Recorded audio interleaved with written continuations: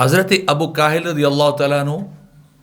روایت کرتے ہیں کہ آقا علیہ الصلوۃ والسلام نے ارشاد فرمایا کہ اے کاہل،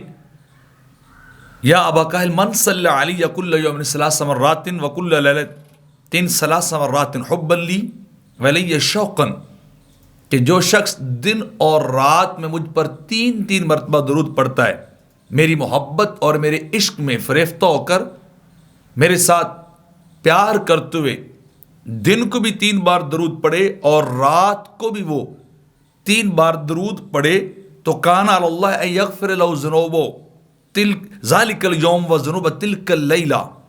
کہ میرے آقا فرماتے ہیں اللہ پر یہ لازم ہے کہ اس شخص کے اس دن کے جس دن میں اس نے 3 مرتبہ بڑی محبت میں بڑے ادب و احترام کے ساتھ باوضو ہو کر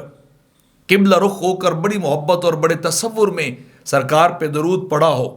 اور رات کو بڑی محبت اور بڑے شوق کے ساتھ بڑے اہتمام کے ساتھ آقا علیہ الصلوۃ والسلام کی ذات پہ زیادہ نہیں، اس وقت 3 مرتبہ اس نے درود پڑھا ہو، تو میرے آقا فرماتے ہیں اللہ پر یہ لازم ہے کہ اس شخص کے درود پڑھنے والے شخص کے دن کے گناہوں کو بھی معاف کر دے، رات کے گناہوں کو بھی معاف کر دے، ان کی غلطیوں کو معاف کرے اور انہیں اجر عظیم جو عطا فرمائے۔ تو جو چاہتا ہے کہ اس کے دن اور رات کے گناہ معاف ہو جائیں، اس شخص کو میرے آقا علیہ الصلوۃ والسلام پہ کم از کم 3 بار درود و سلام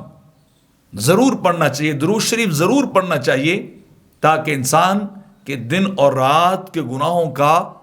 یہ درود کفارہ بن جائے اور اس کے گناہ جو ہے وہ اللہ معاف کر دے۔